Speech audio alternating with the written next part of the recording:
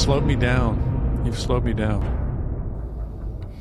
And isn't that something that's really important for growth, for true growth, when you are fully rooted, when you are fully anchored, when you have strong foundations? So what does it mean to be growth ready? Well, first of all, there has to be that willingness to engage, to reach your potential, to light up. And then there has to be the action to take it. For me, as a breathwork facilitator, as a teacher, it is all about using my breath to allow myself to show up fully in every single moment.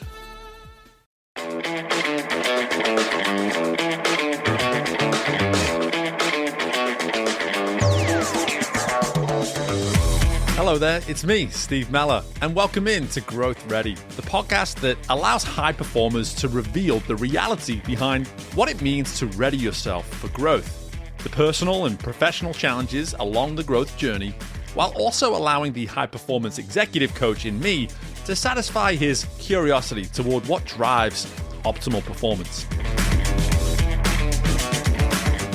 Today, we welcome in breathwork facilitator and founder of Breathing Space, Benedict Beaumont, into Growth Ready to put me through my paces from one coach to another. In his work, Ben helps folks around the world see how a person's breathing directly impacts how they show up. And as you will soon learn, there's an endless growth waiting for each one of us as long as we can recognize the depths of our strength and the role our breath can play in accessing what's inside us all. Hey guys, as we get started here with the episode, I want to just take 1 minute of your time to make a request for you to subscribe and rate the show. For our show to be easily discovered by other potential listeners, we need our current listeners, that's you, to take the time to not only subscribe, but to also rate the show. Whether you're listening to us on Apple Podcasts, on Spotify, whatever platform of choice, there are typically ways to be rating the show. So go ahead and click something like that 5th star and be sure to take that additional time to leave a comment or two about why it is you enjoy listening to the Growth Ready podcast. Your efforts on this will allow our show to be more discoverable, which means we're going to find more listeners and continue to have that significant impact on the community of human performance and personal development that I know you are all benefiting from by being listeners to this show. Please go ahead, take the time, subscribe, rate the show today. Hey, and while you're at it, why don't you share it with a few people as well? I appreciate you guys. Let's get to the interview. Hello and welcome back into the most recent installments of the Growth Ready podcast. I am delighted today to be welcoming in a fellow Brit. He is based in the UK. As you all know, I am not, but I am really just encouraged by the, let's say, the speed at which we've been able to get to know one another through a common connection of ours from podcasts that we've both been on.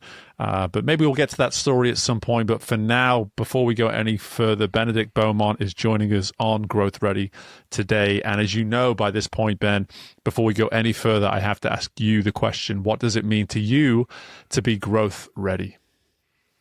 Thank you, Steve, and a real pleasure and an honor to be with you here right now. Is it okay if I answer your question in a slightly different way? Bring it on.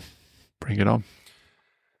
I'm going to invite you to just stop, to pause, and to share some breaths with me.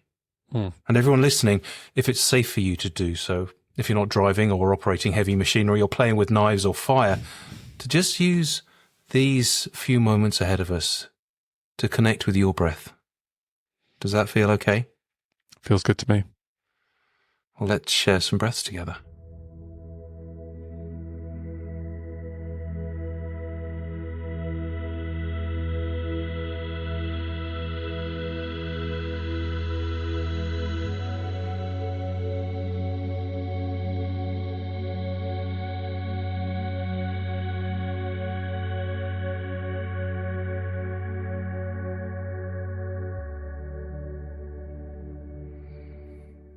Do you feel more ready for growth now?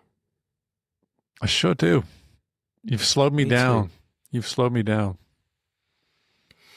And isn't that something that's really important for growth, for true growth, when you are fully rooted, when you are fully anchored, when you have strong foundations.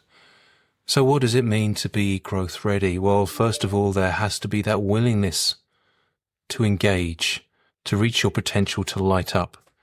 And then there has to be the action to take it. For me, as a breathwork facilitator, as a teacher, it is all about using my breath to allow myself to show up fully in every single moment.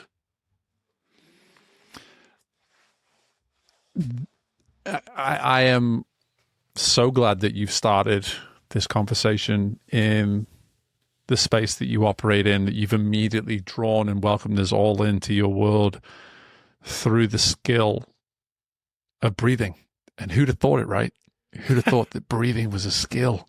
We've all taken it for granted since the day we were born, and yet already from the very short time I've had the privilege of knowing you, I've now been exposed to your world in a way where I know breathing is a skill for all the reasons you just alluded to. That the fact that we need to be intentional with it in order to optimize its capabilities. And that isn't like that for me is where we're starting, right, Ben? That's where we're starting right now. Like, think about what I just said and what you've allowed us to consider straight away. It's like doing what is necessary to optimize one's capabilities. Like, is that what breathing is? It's miraculous, really. You're right. It is something that we take for granted. It is something that we do every single moment of our lives. We start our lives with it. We end our lives with it. But what most people don't realize, it can be so much more than just something that keeps us alive.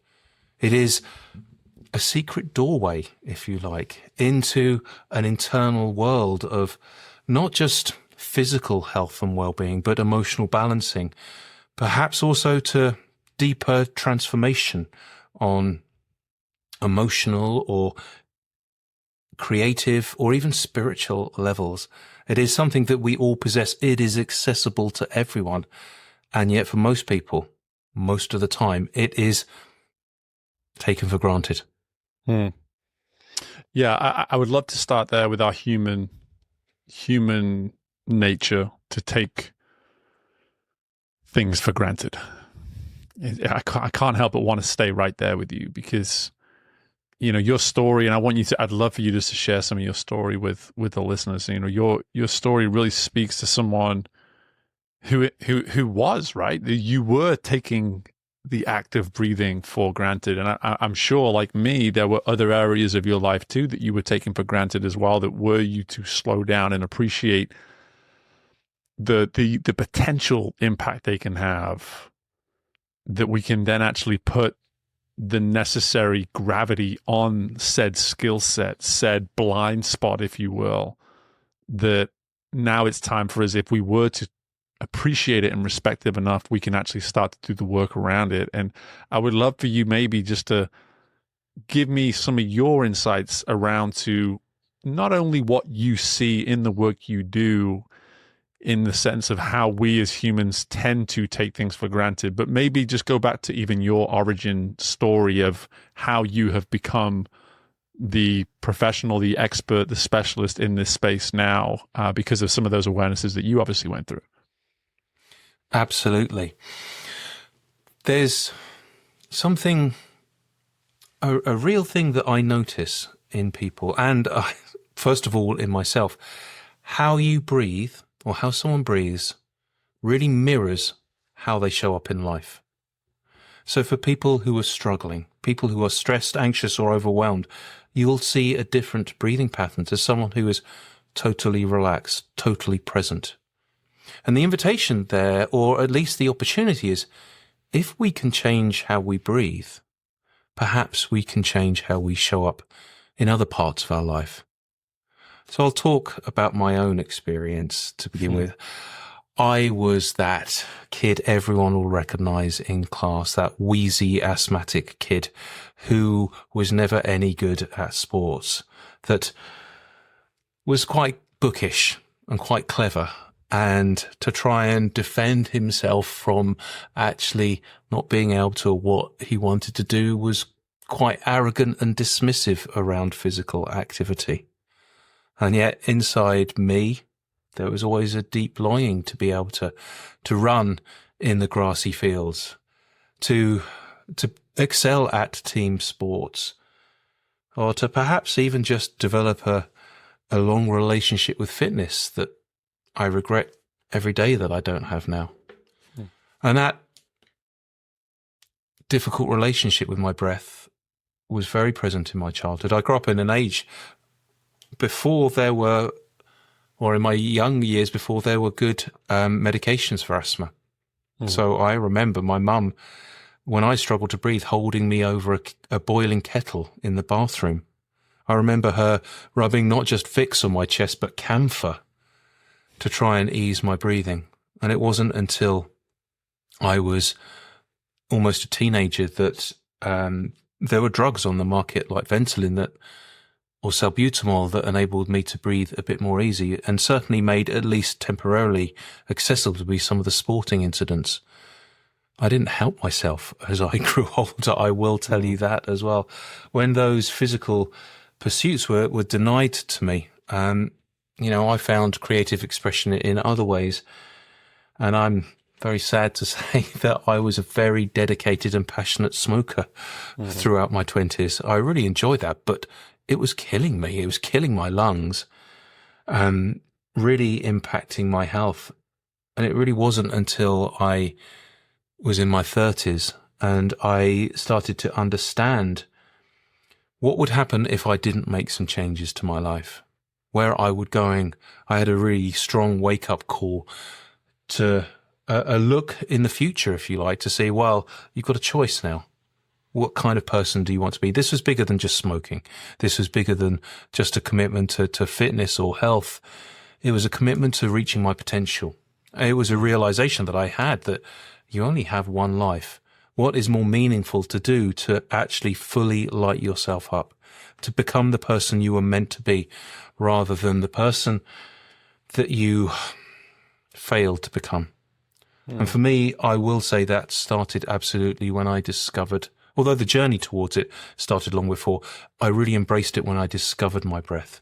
And as I invested in my breath, as I worked on my breath, as my breath eased and got stronger and clearer, so all those other aspects in my life, not just the physical sport, but the frustration that I'd always felt, the keeping myself small, the lack of reaching my potential, all of those things started to change.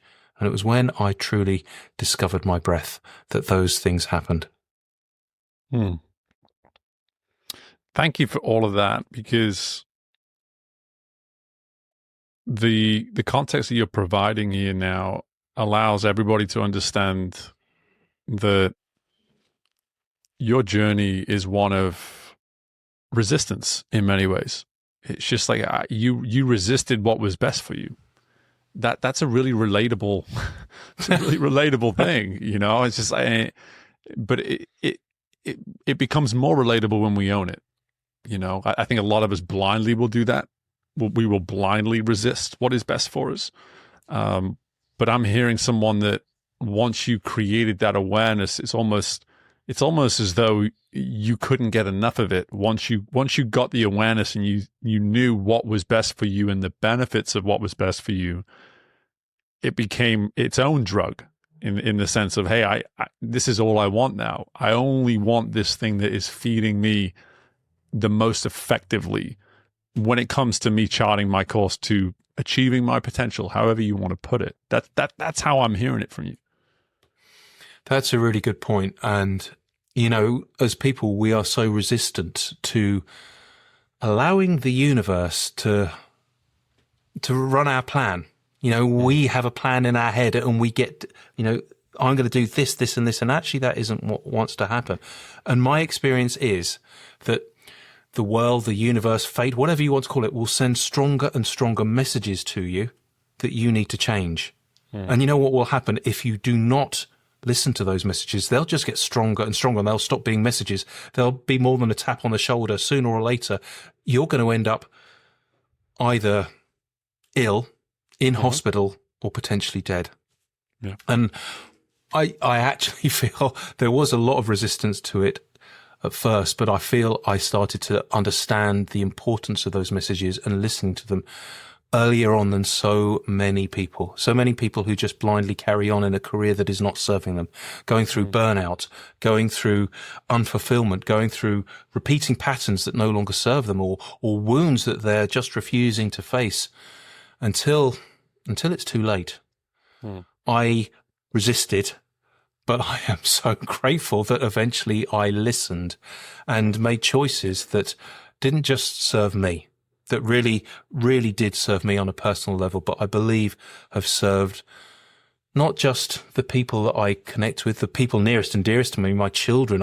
Oh my goodness, I'm so much of a better father than I could have been. I'm a better husband. I'm a better friend. I'm a better teacher now. But I also believe that everyone else has benefited from me trusting that I was to do what the universe wanted me to do rather than just what I felt I should be doing or what other people thought I should be doing with my life. Why do you think we resist? Well, I mean, think about that sentiment. Like, why do we resist what's best for us? It doesn't make sense, does it? So why do we resist? Like, and again, coming from the world that you're operating in, and feel free to continue speaking to your own story, but why do you think we resist? Well, do you think it's an ego thing? I'm right. I want to be in charge. I want to do this. Yeah. Perhaps it's that, I know best. Perhaps it's a lack of trust. Perhaps it's a lack of trust when you let go and you allow things to happen, that things will work out. Maybe it's wounds from child. Trusting the universe, trusting fate, trusting your luck. So many people have got deep wounds from childhood. They've been passed on trauma or characteristics that aren't really supportive to them. They've learned lessons when they were very young and vulnerable, and yet they don't really serve them anymore. Messages around money or security, for instance, that their parents had, that they inherited from their parents. And so it's not easy to do that. There are a lot of reasons why people find it very difficult to change, to move, to grow. There's so much pressure on them from an early age to conform that it's difficult. And I am full of patience and tolerance and understanding for people who struggle, who aren't ready to do that, because everyone's journey is different. Everyone has a different path ahead of them, and it's not always easy for people. So I totally understand that. Yeah, no, 100%. And I'm so glad you mentioned that at the end. And I always like to remind guests as well, is that the beauty of this podcast is that just about everyone who decides to tune into this show has already decided that they've got some of this stuff to work on. They've already got a smell of it, a whiff of it. Like, okay, there's something here for me, Ben. Like, I know I need to work on some area of myself, and these conversations are going to help me maybe create greater clarity around this. And there's something you're saying here, though, that I think is fascinating, is that for us to be ready to listen, we need to be ready to trust. And I think that it's why I asked you, like, trust what, trust who, and for you to say, like, the universe, it's like, well, what's my relationship with the universe? What's the universe done for me lately?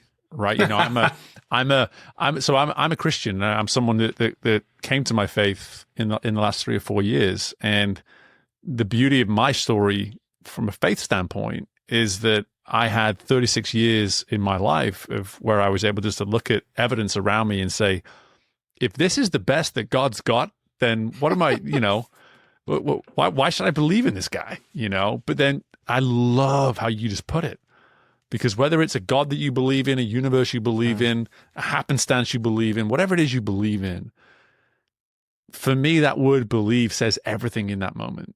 It's like, if you don't trust whatever this thing is you believe in, then do you really believe in it? Right? Like, do you say you trust the universe? Well, sorry, you say you believe in the universe, you believe in the stars, you believe in what you believe in. But if you're not going to trust these messages, no matter how compelling they may seem at times, then truly, what do you believe in? And like, for me, like, I am just so drawn into that part of what you're saying, is that, yes, the universe sends us messages, but do you believe in the universe to begin with? Do you believe in what has been set out and bestowed upon you or you've been born with. Because if you're not willing to trust it, that probably means you don't believe in it in the first place. And that right there, brother, like the only word that comes up to me straight away is sad. Like that's sad, right? Well, everyone is ready at a different time, and that's something that I have learned, that you have to trust people when they are ready, and you can't force people to believe, to trust, to grow, if you like, until they are ready. And that's a very difficult lesson to learn as a teacher and as a parent. You can't make your kids grow. I think I heard a saying once about you can't, if you take a flower bud and you try and pull it apart and make it flower, you're just going to pull it apart. So I really understand that. I'm loving your description of the universe and your relationship to your faith, because there's so many different ways that you can describe this, that people might understand in their own particular way. Some people with faith, for instance, with Christian faith, but other faiths, some people who have a different understanding of the divine. But for me, it is about a recognition that we are more than just this physical world which we live in. There is inside each of us something strong, something wise, something deep, something that is more than just this bag of skin and bones. However you describe it, whatever words that you use, whether it's Christian-based or whether it's more universal, for me, that has been an absolute pivotal moment of embracing that I am more, that we are more, that the world around us is more than just the physical world that we can touch, see, and feel. There is a deeper energy around all of us that we're all part of. What would you say gave you that ability to recognize your strength, the depths of yourself, the fact that you are more than skin and bones? Like what helped you get to that point of recognition? Well, my upbringing, I suppose. My mother was a Quaker, which in England is very different to what Quakers are in North America. In England, they're barely a religion. They barely have any faith, because I know Quaker Buddhists, Quaker pagans, I know Quaker absolutely don't have anything to do with Christian theology, but it is the recognition, and the words that they use is that there is the light of God within everyone. That is the word that they use, or the concept that they use. So I've always been aware and understanding and appreciative of that. Actually is what I believe in. There is the light of God within everyone.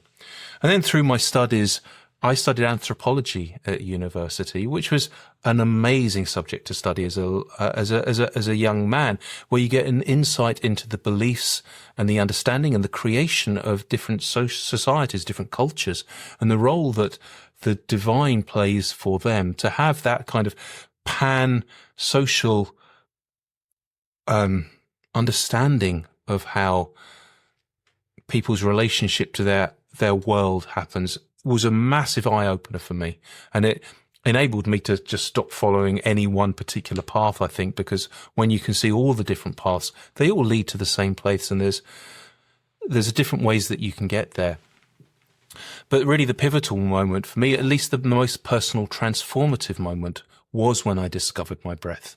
And although I might have understood it intellectually before, when you have a direct experience of your breath, then it changed everything for me. And in my relationship with my breath, in the daily practice that I developed as I began my training, that is what took me from just an understanding of it to actually that physical transformation of growing, of lighting up, of reaching my potential.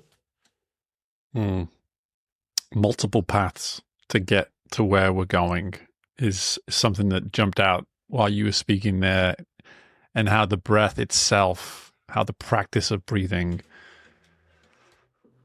I mean, I'm hearing that in that skill, we can potentially find a level of comfort with these many paths, because that's not something we humans do well. Like, you're telling me that I have more than the right way. I thought there was a right way to do things, Ben. Like the right way is the single path, the individual path.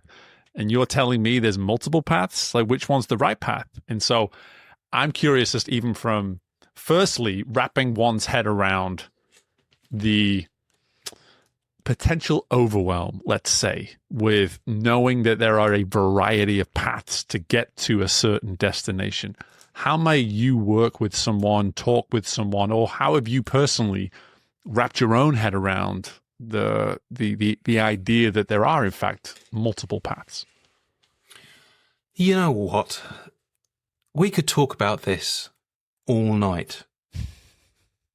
But I'm going to suggest we do something different here. And I'm going to suggest to everyone who is listening, again, if you're in a safe, supported position, we try something. Rather than just talking about this, why don't we connect with our breath now and just see how that feels? Would you be willing to do that with me? Yeah, I'm willing. Okay. So I'm going to just talk for a little while and we'll go internal. We'll do a little meditation, if you like, or a little centering, a little connecting, and then we will move into a short breathwork practice of around about 90 seconds, 2 minutes. It's going to be a really powerful breathwork. So just be prepared for that. Okay. If you are going to be doing this along with us at home, please make sure you are only doing this if you are seated or lying down. And all those previous warnings about doing this whilst you're juggling fire or knives or sword swallowing or whatever it is, stop that. Find yourself in a comfortable seated position and then just start to breathe gently in and out through your nose. Now, if it's safe for you to do so, close your eyes. And I want you to feel your breath. This is a full body experience, so it isn't just the air coming into your body. Feel your chest rising and falling. Feel the tiny micro movements of the chair that you're sitting on, your clothes against your skin.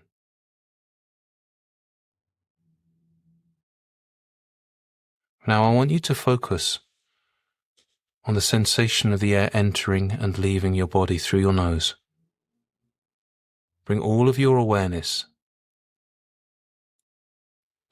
to the sensation of the air entering and leaving your body.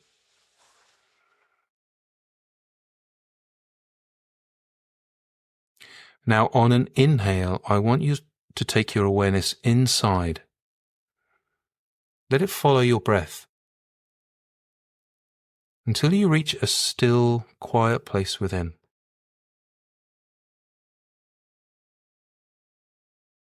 This is a place of strength, of wisdom, and of love.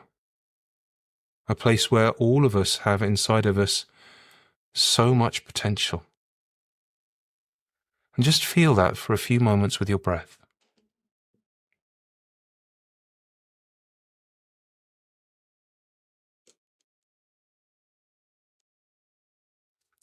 Wrap that strength and that wisdom, that stillness around you with your breath.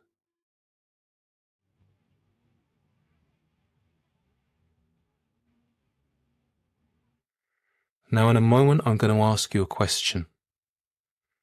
And I want you to listen to the answer that arises, to feel it rather than just think of it.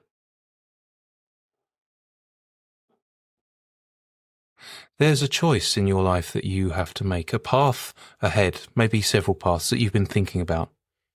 That might be relationship, or it might be work, it might be a conversation you need to have with someone, perhaps something you need to let go of, or perhaps something that you want to do. Perhaps there's something deeper, something about who you are. So just feel into what that might be for you right now. Is there a path that you need to take?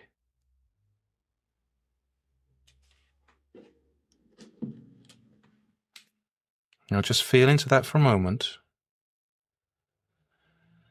And now we are going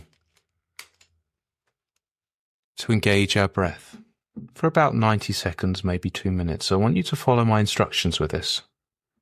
Open your mouth wide, really wide, as if you're taking the bite of an apple. Now start taking full body breaths. That's it.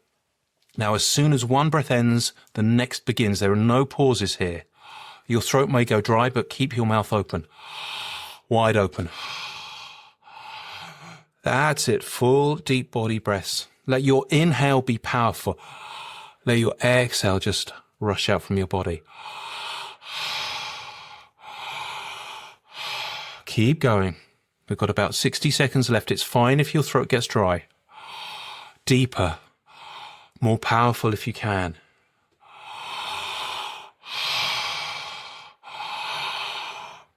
Fill your body with your breath. Don't stop. Your throat will self-lubricate. You're well over halfway there now. It's almost as if your body is breathing you now. You are being breathed. You can go faster, you can go slower, but go deep. That's it. You can do this. 30 seconds left. Full deep body breaths. That's it.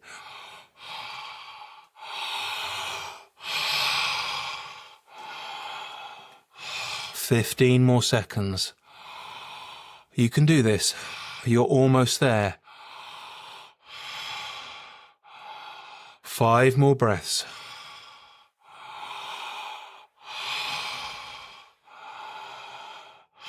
Last breath. Inhale. Now close your mouth. Breathe through your nose. Put some pauses in. Your body will start to return to equilibrium, but right now you are going to be very, very aware of the physical sensations in your body. Your pounding blood, the tingling, the changes in temperature on your skin, certainly the dryness of your throat. But as your body returns to equilibrium, just use this moment to reconnect with that question. There's a path ahead of you. Which is the right one?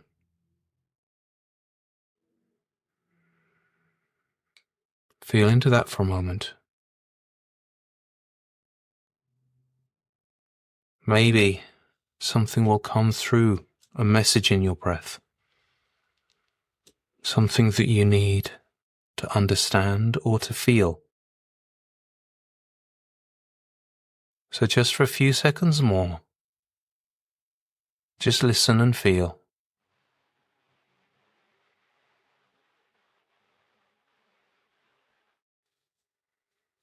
And then when you're ready, let's just start to come back. You can blink your eyes open. Give yourself a bit of a wiggle, a bit of a move, a bit of a shake. Welcome back. Welcome back, Steve. After a breathwork, we always have an opportunity to share, to just talk into what that experience of meeting your breath was like for you. I just found myself slightly exhausted as we came to the end of that, the main part of that, the open mouth work. I'm a pretty fit guy. I'm in pretty good shape. And the idea of wrapping a decision, and I went through that whole process with you, which anybody watching on YouTube would have got a very entertaining view of me going through that. But I just want to make that abundantly clear, like, and I need to write something down real quick. And this is pure. This is just in the moment. I find myself in this moment just noticing the gravity of the decision, the overwhelm that came, the exhaustion that came, and that has been inside of me for weeks now, wrestling with that decision. And I almost found myself not even needing to breathe after we were done with that main part of the exercise. I just sat there in my breath, and I feel as though while I was breathing through my nose, that the clarity of a decision and a direction, one that I at least feel ready to share with those that need to hear it, put me at great ease. It put me at great ease, you know. Thank you, Steve. Yeah. Thank you, Ben. Thank you. And gosh, I'm so thankful that you're giving us a taste of this work. I've been truly, truly blessed for you to invite me to come and work with some of your leaders in a group session, and to see firsthand how this is being taught. Secondly, to understand that there is no world that is above this work.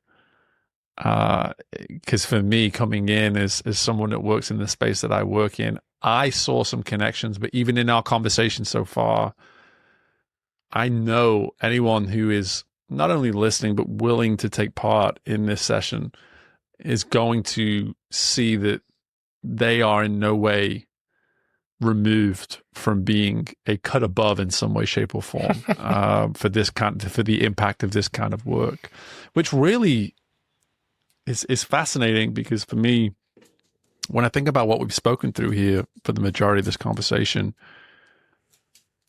it feels as though breathing right there in itself, the practice of it, the skill of it, has the impact for us, has the ability, to make an impact on what we allow ourselves to make complicated about this thing called life. I'm really hearing and feeling that now, obviously, having gone through that exercise. Does that resonate with you, Ben? Very much. Very much. And I have to say thank you. You really committed to that process, that exercise. And I could see you fully embracing that and going internally. And I'm also very grateful that you were able to share a little bit about that. We didn't need to know the details, but that is really inspiring for me, but I know for other people to have you to be able to share that. There is such an elegant simplicity about the breath that just brings so much light and purity to what we can overcomplicate in our heads.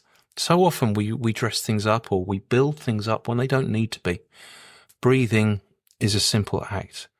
Living is a simple act. Making choices is essentially very simple when it comes down to it.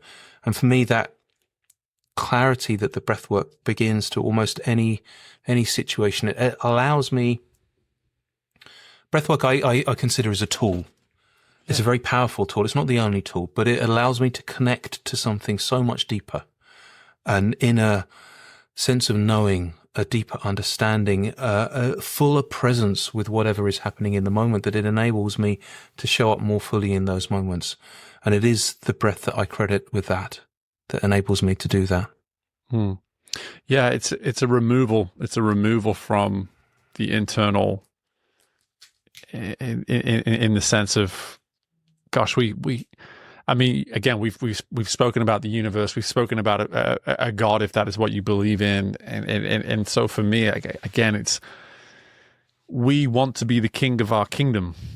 We want to believe we have the answers, or we can personally be the one to go find the answer. That we have all the tools up in between our ears that we need, and yet the breath brings us out of that self. It brings us out of that internalization that we go through, that creates complicated perspectives, opinions, ideals, whatever it might be.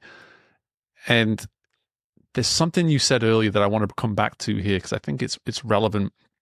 You were speaking about your relationship with physical exercise when you were growing up. I love the way you put that, because what I was hearing in that, and I think you even alluded to the fact that to this day, you maybe regret that. You regret that to this day. Interestingly, with where we are now in the conversation, I can't help but see what your relationship is with physical or what it has been. And maybe it's improved, but that relationship with physical exercise, I can't help but feel is maybe some sort of self-critic, self-internalization that you've created for yourself, that you've, for whatever reason, throughout the majority of your life, you were unable to align, let's say, with a process, with a perspective that could actually help you get past it. And so for me, I'm just curious, like that relationship with a certain weakness in the self, like how did you wrap your head around it being a relationship versus just simply being a set of circumstances? Because most would say in this moment, like, hey, you described yourself as a child growing up, like it was the hand that you were dealt. This is who you are. This is what I am. There's nothing I can do about it. But you're alluding to the fact that it's a relationship, and that because it's a relationship, it's something that can be strengthened. So tell me, like, how did you get to the clarity and the awareness that it was in fact a relationship? That's a really good question, to be honest. And it just comes with time. It comes with anything. It's practice. It comes with understanding intellectually, but also the somatic experience of doing things, of seeing change happening in me, but seeing change happening in other people. And a relationship is the best way to describe it, because a relationship is alive. It isn't something that is just defined and set in stone forever. It's a choice that we make in every single moment of how we show up for ourselves or our relationship to something else. We've all had our cards punched. Let's say that we've all got our, fixed ideas of what these relationships with. So they're not always easy to change. I'm going to be honest and say that I am never going to be a sprinter or a long distance runner. I'm never going to be a soccer player. I'm never going to be an Olympic athlete. Although I am a really good swimmer, actually. My dad was my father was a county champion swimmer back in the 40s. So I actually have a very good relationship to that. But there are parts that I know that I'm never going to be able to have that ease and flow with, as if I'd learnt it as a young age, as if I'd developed that joy in that relationship. I just accepted that there's some things that I'm not going to ever enjoy in the same way that I could, if I'd developed that when I was young. But that idea of it being a relationship comes from understanding, comes from working with it, comes from seeing the differences that it makes when you accept that. What I do every single moment is developing that relationship, understanding it and working with it. So there's no easy answer. It's a commitment to it. It's a practice of showing up, not just every day, but every moment as much as you can for yourself, for others, for the universe, for God, however you wish to describe that. Yeah, and I love how you came around to the benefit by looking at it through this lens of relationship. It's this, it becomes the commitment. You say the word relationship immediately, I think of my wife. It's just the way it's always going to be. And the fact that what makes that relationship a success is the commitment to the relationship, the willingness to strengthen it, the willingness to acknowledge when there are holes, when there are flaws in the relationship, and our willingness to address them in the moment instead of maybe ignoring them, maybe ignoring those messages, like you said earlier. I think the relationship opens the door to, like you said, the strengthening of, but because of that, it allows us to see it as the commitment that we want to make. Really, like, what I love about this conversation is we're now getting to this part where it's like, okay, well, if for whatever reason you're not ready to listen to messages because you're not ready to trust whatever it might be, well, stop by simply looking at it as a relationship and try to build a relationship. Like, through building of the relationship, trust, I would like to believe, will come. That trust will come. And so if there is a lack of trust towards certain aspects of yourself, of the universe, and what it's doing for you and giving you and telling you, start by just looking at it as a relationship that's worth working on. And like that's what I'm hearing from you, Ben, is like, if we make it a relationship, we immediately put a value on it. We really put a value on it. And then we have to ask the question, is it worth the investment? Oh, of course. I mean, that's an easy question to answer. I do feel that there is a desire in everyone to be whole, to be more, to light up more. And there is a willingness to do that. An instinctual desire for humans to be better, to do better, to show up better. And that helps. I do feel that our head gets in the way sometimes and think, to do that, I must do this, which often comes from, our education or from the social values that we were taught from our young, or the lessons our parents gave us, rather than listening to what is happening deep inside, to that inner wisdom that I think all of us have. So we do have advantages in there that there is it's risky though. For a relationship for a relationship to be successful, for it to be meaningful, it has to be alive, and it has to have that opportunity of failing. For instance, so certainly in relationships with, our dearest, and notice if they're truly valued, then we have to be aware that what will happen if they are not, if they are neglected. And that's difficult. That's not easy, to treat every moment that you have in relationship with someone that it could end, because it can end. And that is just something that if we wake up to that all of this conversation, our next breath has got a finite value on it, well, the value in it then is suddenly magnifies beyond belief. Gosh, it's so important to hear what you just said. Is the idea that a neglected relationship will come with certain consequences, like that. And we're not talking about the obvious kinds. Like, yes, obviously those relationships matter, but the thing we are saying that we're just not saying it specifically is that this is a relationship with yourself, right? This is the relationship with the self, the one that for whatever reason we neglect more than any relationship typically.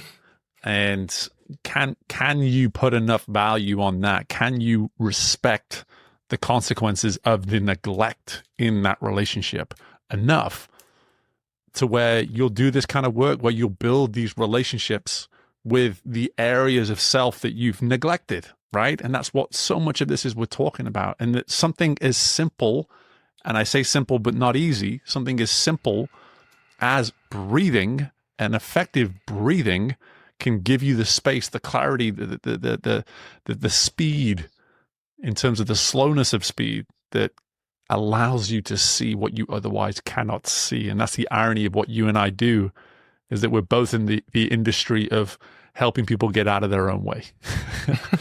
Isn't like that the truth? Right. And for me, you've done that with me today just by going through this exercise, for instance, but through a number of other ways as well. But I really want to pass it over to you as we start to wrap this up. And like, something you've said a number of times is that we are worth the investment. You've said it in a variety of different ways. Probably my favorite way that you've said it is like, how do you light yourself up, or why do you light yourself up? And I'd love for you to maybe just answer that question from your own perspective. Like, for you personally, why do you light yourself up, or how do you light yourself up, or what's the point? What's the point of lighting yourself up? Like, just help us into your world and the value that you put on yourself in that regard.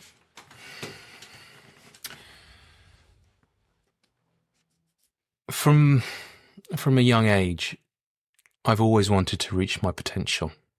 And I do feel that is something that is inherent in everyone. I've tried to say that as well. Everyone wants to reach their potential. And for me, it was never about material success.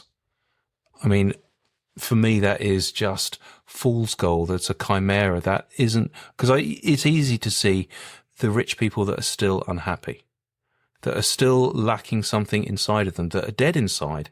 And so the fast cars, the big house isn't important. The people that I would look up to are the ones that actually had meaning and purpose in their life.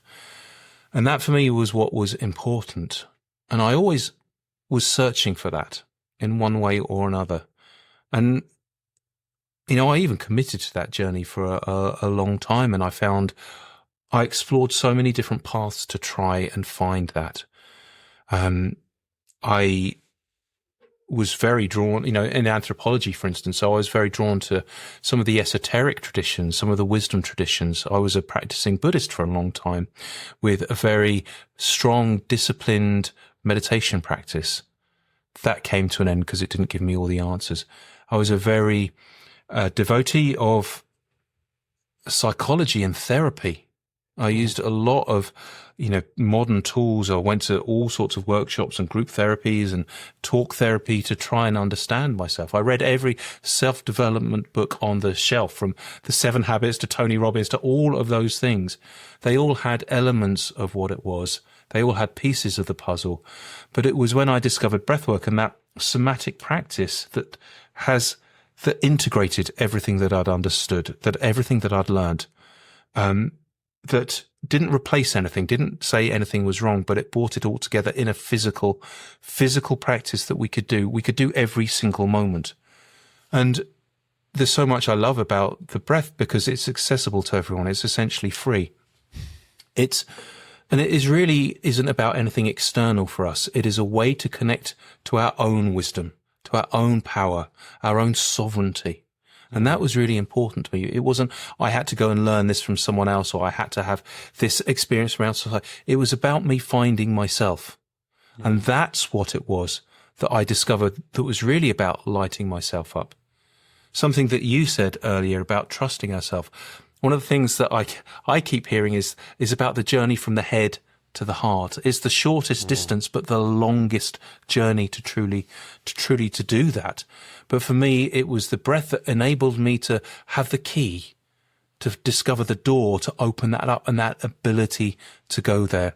And that's what it was. It didn't come overnight.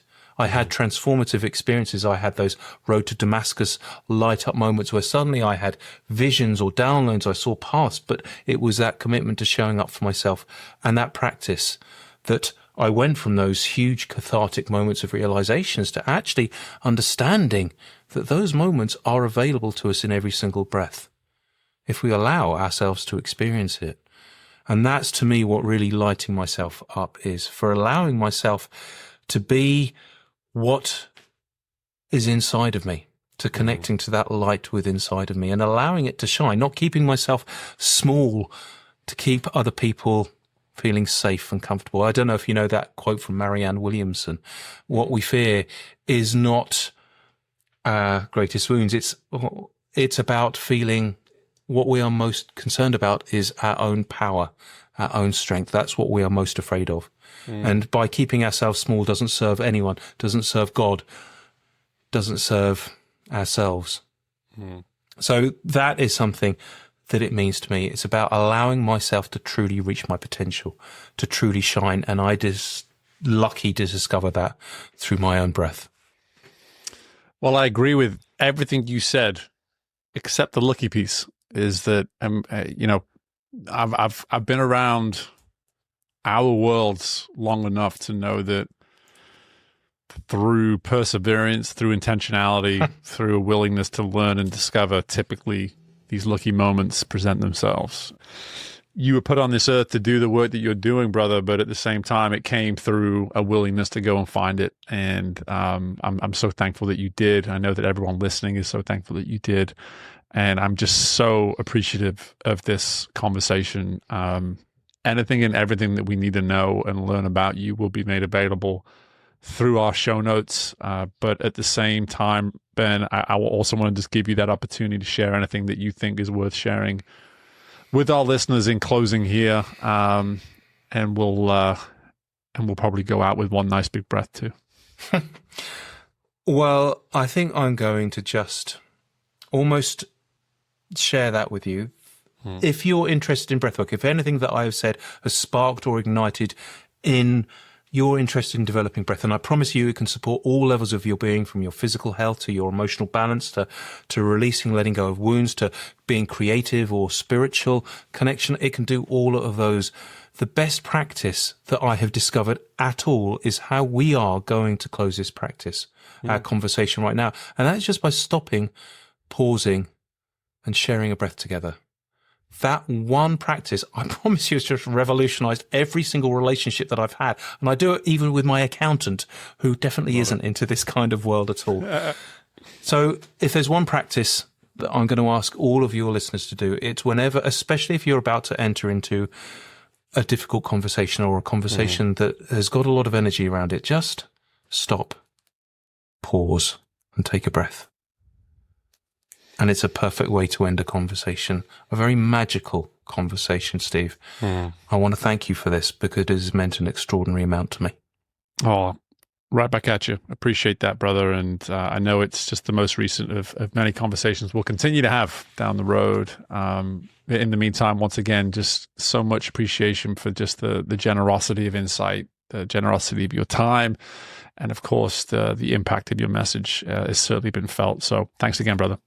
And my thanks again to Ben for joining us on the show. To wrap things up here, I want you to really think about a specific part of yourself that you need to improve the relationship. Okay, so think, what are those areas that you know you resist to dedicate time to, that you insist are areas that you are incapable of growing, of improving, of bettering yourself? How would you describe the relationship you have with that part of yourself?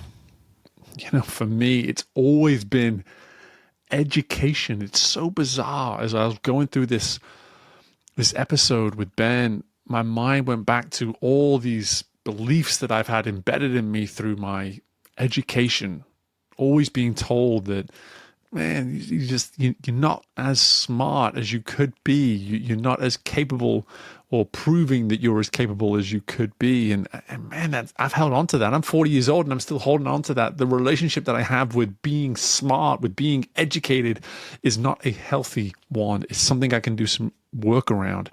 And what part of yourself do you know that you still don't commit to having a meaningful, trustworthy relationship with, one that you want to strengthen and improve? What is that area of you? What is that part of you that it's time? It's time for you to improve that relationship starting today. So I really do encourage you to do some of this work around yourself. I hope that you took part. I hope that you were able to sit still for this episode and really engage with the work that Ben brought to us. And I hope that you continue to invest in yourself, to continue on your growth journey, to keep coming back and listening to more ways that you can develop yourself on your growth journey. Make sure you take the time to rate the episode. Make sure you take the time to share this episode. Make sure you subscribe to the show as well, whatever it may be, whatever you know you need to do to keep getting more growth ready direct to you. Make sure you're doing exactly that. Best of luck with anything and everything you've got going on in your world. And I look forward to doing this again with you very soon. Take a deep breath. Bye for now.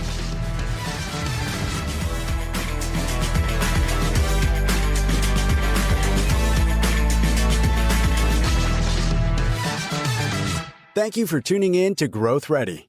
If you liked what you heard and are feeling ready to grow, be sure to leave a 5-star rating, subscribe to the show, and share the episode with someone you know is ready to fuel their growth journey today. We love our community, so don't hesitate to reach out to us at podcast@growthready.com. And until next time, we are Growth Ready, and you will be too.